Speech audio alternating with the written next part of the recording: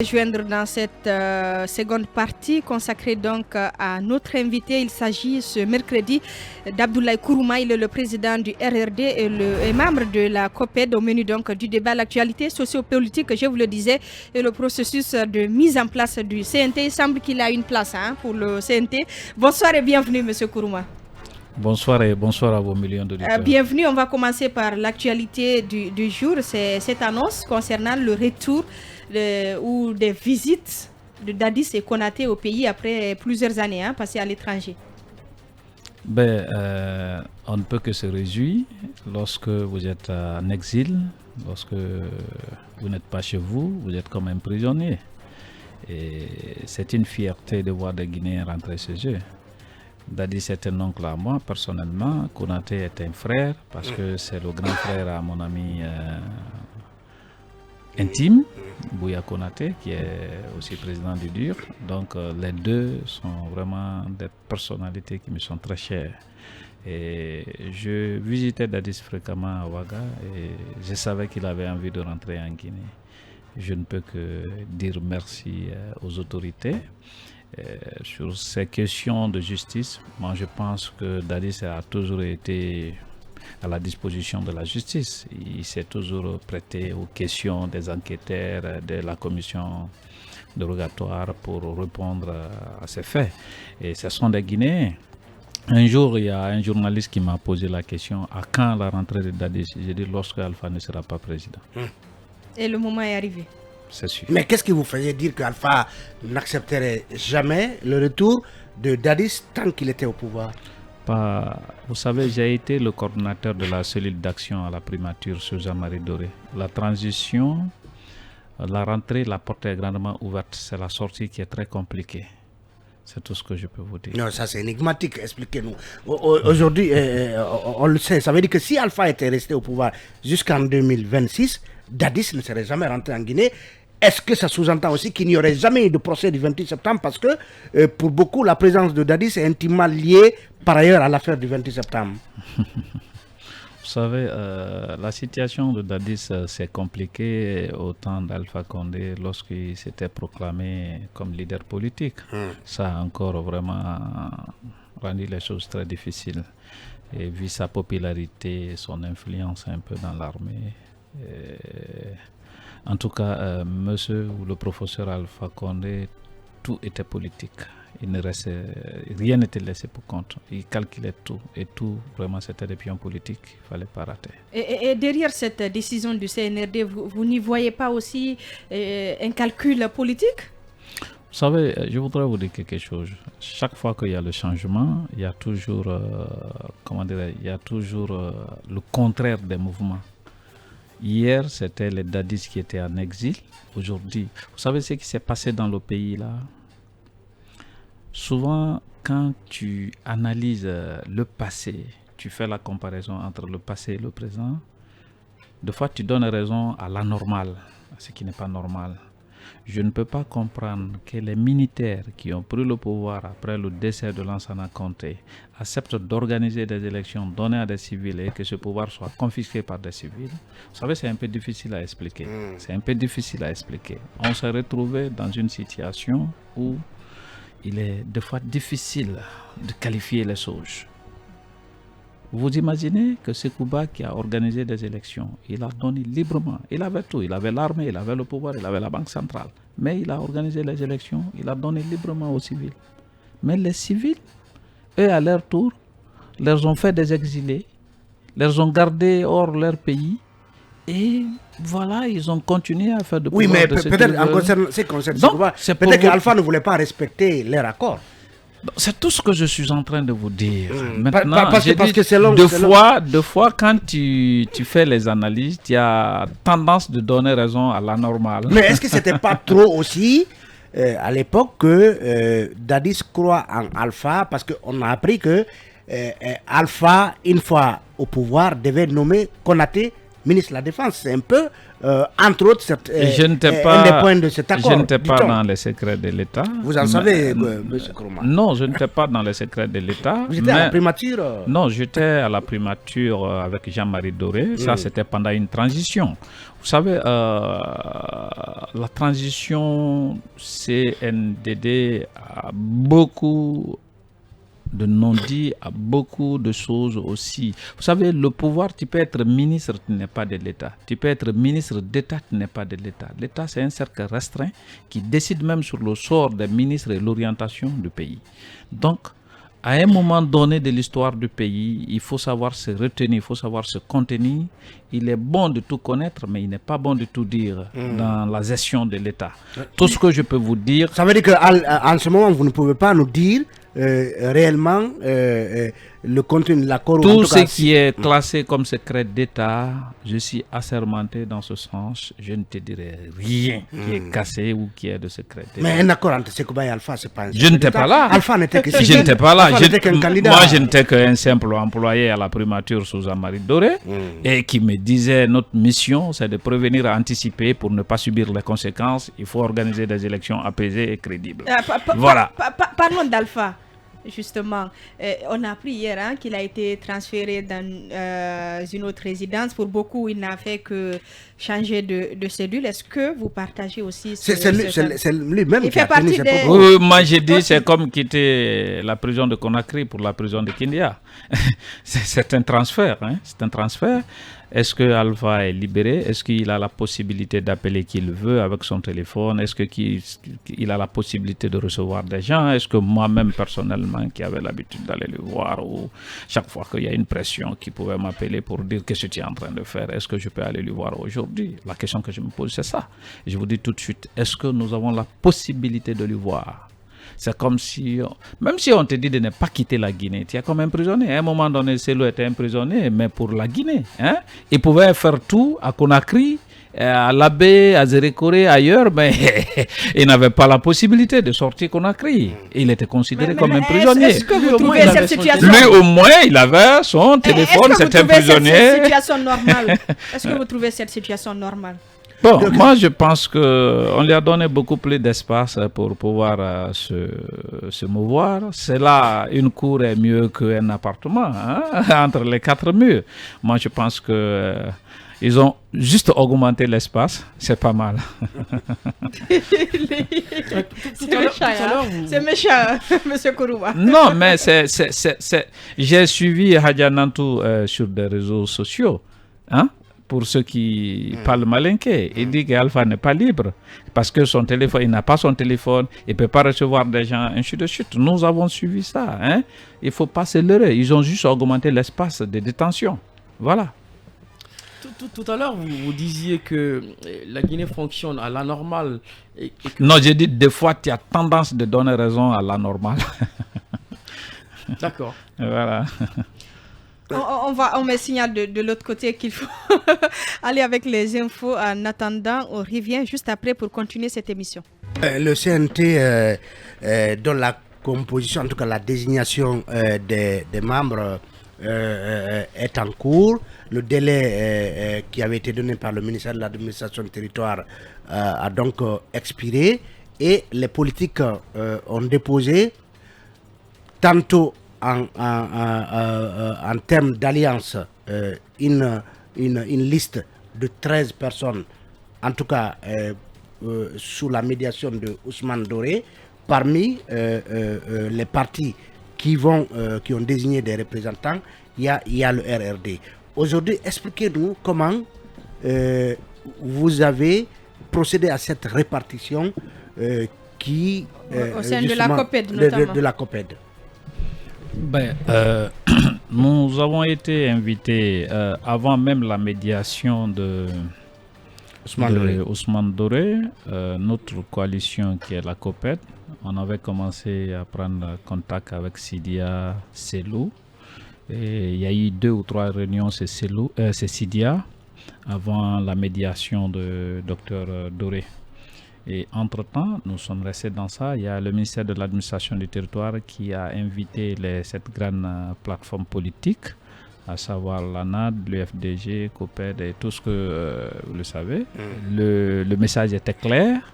On sait qui est qui dans le pays là. Allez-y vous attendre et envoyez-nous une liste de 15 personnes. Voilà ce qui est mon souhait. Donc le message, ce n'était plus un parti politique est un parti politique, mais on sait qui est qui. Non, c'était le message.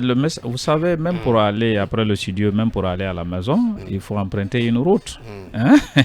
Il faut emprunter une route. Nous avons près de 200 partis politiques en Guinée. Mais depuis l'avènement de multipartisme en Guinée jusqu'à nos jours, vous avez des partis qui ont été créés depuis 90 ou 92 qui n'ont jamais participé à une élection. Tu ne peux pas leur dire qu'un parti politique est un parti politique. Vous avez des partis politiques, même leurs propres femmes ne savent pas s'ils sont leaders politiques. Et vous les journalistes, il y a de ces leaders même qui peuvent se présenter à vous. Vous ne me connaissez pas, je suis leader de telle personne. J'ai vu ça au palais. Hein, lorsque les politiques ont été invités. Donc si tu dis que parti politique est égal parti politique, je te dis tout de suite que parti politique n'est pas égal à parti politique. La participation dans le débat démocratique, c'est aller aux élections, c'est aller vraiment peser votre poids politique, votre poids électoral. Donc, on s'est retrouvés, les 7 plateformes, je vous dis bien, Mamadou Sylla était à table, Faya en personne était à table. À l'hôtel. À l'hôtel. Nous avons dégagé 18 critères. J'étais simple invité au nom d'une coalition, parce que cette coalition devrait venir avec 3 personnes. À l'époque où Ousmane Kaba était en Allemagne, j'ai conduit la délégation de COPED. Vous comprenez? Donc, il y avait 18 critères dégagés. Les 18 critères, ils ont donné le mandat aux médiateurs ou aux facilitateurs de tamiser et de trouver 4 critères. Parmi ces 4 critères, il faut la présence effective du parti, c'est que vous appelez parti politique égal parti politique, il faut avoir un agrément, et même si tu as un agrément, il faut avoir un local, il faut avoir un siège, ainsi de suite. Il y a aussi la participation aux élections et le poids électoral. Et laquelle des élections? Non, n'importe quelle élection, depuis ta création jusqu'à nos jours. Mais les gens ont pris une élection inclusive qui a même connu la participation de la société civile. Les élections communales. Vous êtes d'accord avec moi? Les élections communales. D'autres ont dit il faut des élections communales, les élections présidentielles et ainsi de suite. Donc ces critères ont été dégagés. Je vous avoue, Faya était à table. Vous avez dit 4. C'est quoi les 2 autres? J'ai dit la présence effective. C'est-à-dire il faut avoir un agrément, il faut avoir le siège, ça fait partie. La participation aux élections. Hein? La participation aux élections, le poids politique, c'est-à-dire vous pouvez participer tous à une élection, mais si le nombre de participants aux élections dépasse les 15, il faut encore dégager d'autres critères pour les départager. Il faut prendre le poids politique. C'était pour vraiment faire la différence, pour trouver le nombre 15. Hein? Il y avait le poids politique, il y avait la probité morale. Donc d'autres ont parlé des diplômes. Il faut avoir bac plus 6, je les ai dit, attends. Nous avons vu des professeurs agrégés qui ont falsifié l'écriture publique ici. La nouvelle constitution. J'ai dit, s'il vous plaît, pour le problème de diplôme, moi je préfère un charretier qui a la valeur républicaine, qui défend l'État, qui vraiment défend le pays, qu'un doctorat ou un professeur qui peut aller modifier des études publiques. Donc j'ai dit pour les diplômes, je ne pense pas que ça sera un modèle pour notre pays. Hein? Donc bon, nous avons arrêté ces 4 critères. Et finalement le RRD. J'en viens. Donc, nous avons vu les différentes coalitions politiques. Si vous prenez par exemple la COPED a 12 formations politiques. Mais les 12 formations politiques, vous avez 7 formations politiques qui ont participé aux élections majeures, à savoir communales, présidentielles, législatives. Vous avez le RPG Arc-en-Ciel, vous avez l'ANAD de l'UFDG, vous avez BL de Faya. Faya a 15 partis politiques derrière lui, mais il est le seul parti qui a participé à une élection. Il est le seul parti qui a participé à une élection, l'élection présidentielle de 2015 et l'élection communale. Et la COPED? La COPED, vous avez 7 partis politiques qui ont participé aux élections majeures, que ce soit communales, législatives et présidentielles. Donc, la COPED a eu 2. Faya, on lui a donné 1 il a demandé de lui donner 2. Voilà où se trouve le problème. Je l'ai dit. Et si là aussi J'en viens. Faya, il faut être cohérent avec toi-même. Vous avez plaidé pour moins de 80 conseillers. Pour des questions de nombre, moi je ne pense pas que toi tu peux vraiment te désolidariser de l'équipe. Parce que vous avez plaidé pour moins de 80 conseillers. Hein? Moins de 80 conseillers au CNT. C'était la plaidoirie de Faya. Faya voudrait 75. Hein? Ah, d'accord, dans son mémo. Dans son mémo, il a même Transmis. Voilà, il a même dit dans les médias que lui, il avait proposé 75. S'il y a 80 et quelques, vraiment, il se réjouit. Maintenant, si vous avez plaidé pour 75, toi, on te donne 1.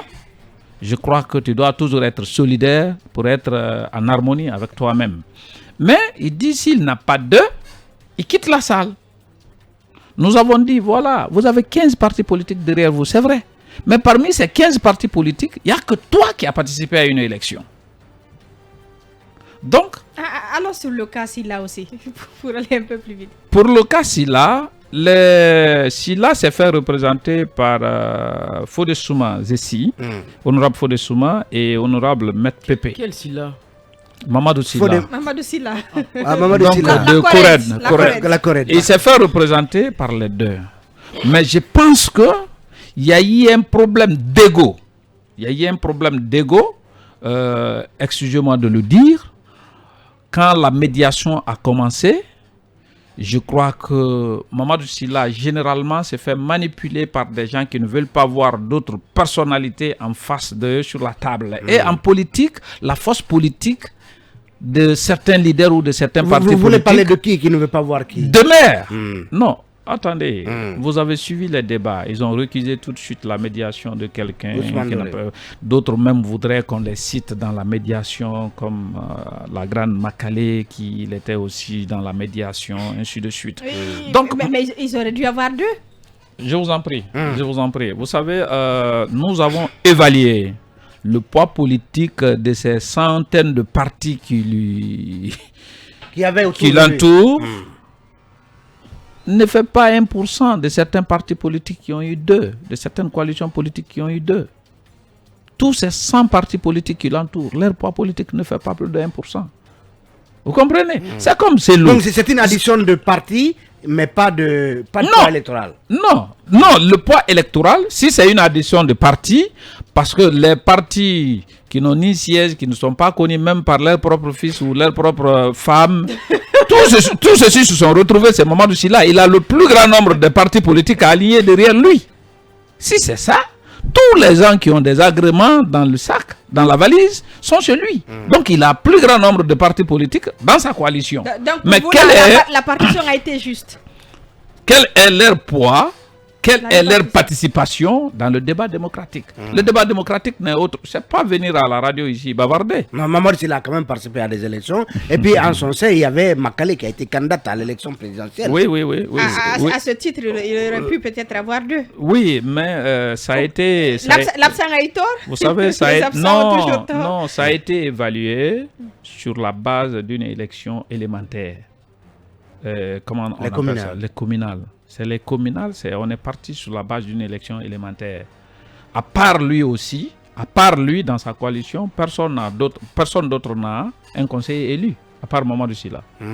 Personne d'autre. Oui, vérifiez. D'autres sont partis aux élections présidentielles, mais ils n'ont pas participé aux élections législatives. D'autres sont partis aux élections législatives, ils ont participé aux élections communales, mais ils n'ont pas un seul conseiller. Si tu prends Bok, Diallo Bok par exemple, ADC Bok qui est membre de Intercoalition, qui avait des listes pendant les élections communales mais qui n'a jamais eu un conseiller élu.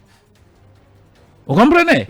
Et n'importe quelle circonscription, tu pouvais te faire une liste dans les sous-préfectures, dans les communes, ainsi de suite. Mais toutes ces coalitions quand même ont fini par aller en solo, donc elles ont déposé leur... Non, j'en viens. Ont déposé. Donc, qu'est-ce qui va se passer? Nous avons eu 2 au niveau de COPED. Au niveau de COPED, nous avons discuté, le RRD venait en première position d'avoir participé à toutes les élections et avoir le plus grand nombre de conseillers élus. Y compris devant le PADES. Oui, j'ai dit nous sommes venus premiers, y compris devant le PADES. Par rapport au nombre de conseillers élus, nous avons une centaine de conseillers élus avec les maires et les vice-maires à travers le pays. C'est vrai, ce que je vous dis. Je prends l'exemple sur Djerekoré. Sur 6 maires, j'ai 4 vice-maires. Sur 6 maires de la ville de Djerekoré, j'ai les 4 vice-maires. Vous pouvez vérifier. Si vous partez dans la préfecture de Beila, sur 17 conseillers, tu peux voir, j'ai au moins 9 conseillers. Non, Alpha Condé... Pourquoi Alpha Condé vous appelez régulièrement pour dire qu'est-ce que... Non, chaque fois que quelqu'un venait me charger chez Alpha Condé, il m'appelait pour m'influencer. Chaque fois que quelqu'un venait me charger... Vous savez, j'étais membre du bureau de l'Assemblée fondée de pouvoir. J'étais le 6e secrétaire parlementaire. Qui vous a été évincé. C'est bien de dire comme ça.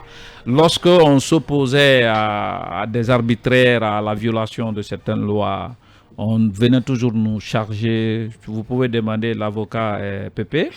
Les 27 articles biffés ou modifiés dans la Constitution promulguée, c'est moi qui ai travaillé dessus. À une réunion de bureau de l'Assemblée, il était question d'adopter la loi organique, la loi électorale, sur la nouvelle Constitution. Je les ai posé la question après le travail. Vous pouvez demander d'autres leaders comme Diallo, par exemple. Dans mon bureau, j'ai travaillé l'avant-projet. Le projet et ce qui est promulgué, ce n'était pas la même chose, c'était pas les mêmes contenus. Donc j'ai demandé à la réunion du bureau, il y a 17 membres, à la réunion du bureau de l'Assemblée, j'ai dit laquelle des constitutions nous devons adopter les lois organiques. Parce que la loi qui est promulguée, la constitution qui est promulguée, ce n'est pas celle qui a été votée par le peuple. Parce que celle qui a été votée par le peuple, il y avait le sceau de ministre de la Justice. Maintenant, ce qu'ils ont promulgué là, il y a 27 articles biffés ou modifiés qui fait la différence entre le produit qui a été proposé au peuple et ce qui est promulgué. Et tout de suite, mon problème a commencé.